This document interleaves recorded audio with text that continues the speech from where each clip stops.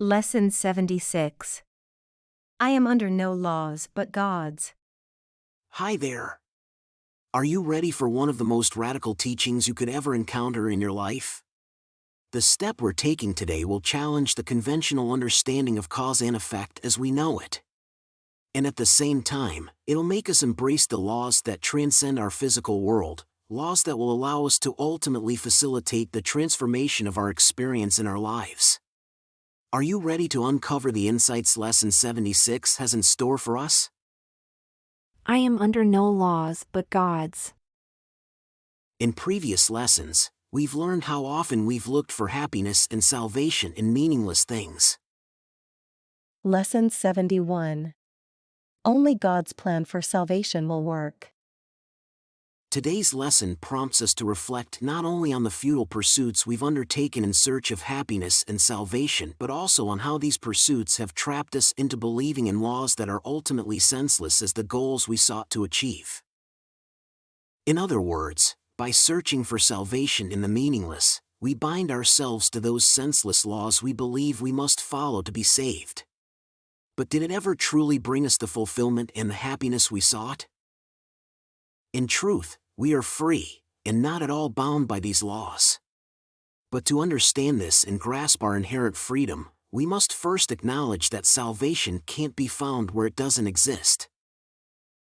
While you would seek for it in things that have no meaning, you bind yourself to laws that make no sense. The truth is that salvation is easy to find if we look for it where it can be found. There's significant freedom in realizing we're not constrained by all those laws our current belief systems suggest we need to follow to find salvation. Here's the most radical teaching of this lesson: we don't need to depend on money, medicine, or any other person to find happiness, health, and salvation.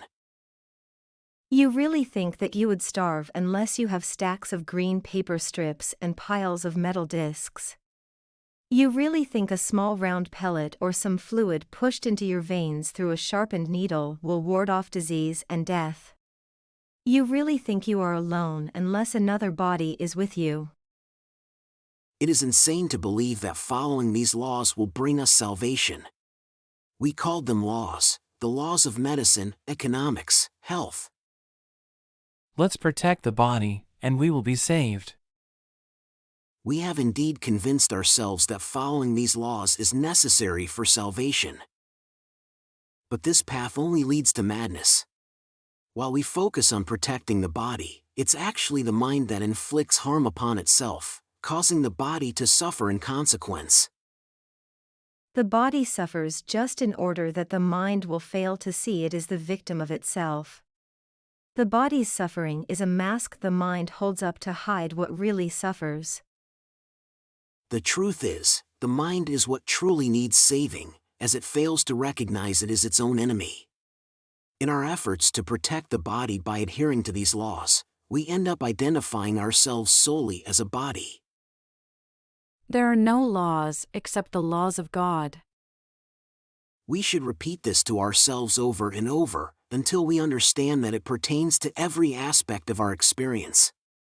As A Course in Miracles puts it, our magic has no meaning. In other words, the laws we've made up cannot save us because they attempt to protect something that is not real in the first place. Beyond the words of this lesson, let's keep in mind that A Course in Miracles' approach, though radical in theory, is gentle in practice. The Holy Spirit meets us within our current belief system. The universe may offer solutions at our present level of consciousness. If we're ill and believe firmly in a particular remedy, we should use it. Meanwhile, let's remain open to the idea that other higher laws are also in play, even as we rely on familiar solutions in our current state of awareness. Today, we celebrate the everlasting truth that the laws of God are eternal and can never be replaced. Our own magic ends up imprisoning us, but the laws of God set us free. The light has come because there are no laws but the laws of God. Lesson 75. The light has come. In today's extended practice sessions, we'll reflect on the various laws we believe we need to follow. This includes laws related to physical health like nutrition, immunization, medication, and all the laws intended for the protection of the body. But we also adhere to social laws, such as the laws of friendship, good relationships, and reciprocity. Some may even think there are laws that dictate what belongs to God and what belongs to us. Many religions establish such principles, which, despite occasionally appearing nonsensical, are no more peculiar than any other laws we feel compelled to obey. In truth, there are no laws but God's. Let's dismiss all magical beliefs that suggest we need to follow other laws. Let's listen carefully to God's voice, and He will reveal us the boundless love our Father has for us and the infinite joy He offers. God's laws forever give and never take. He created us to be His channel for creation.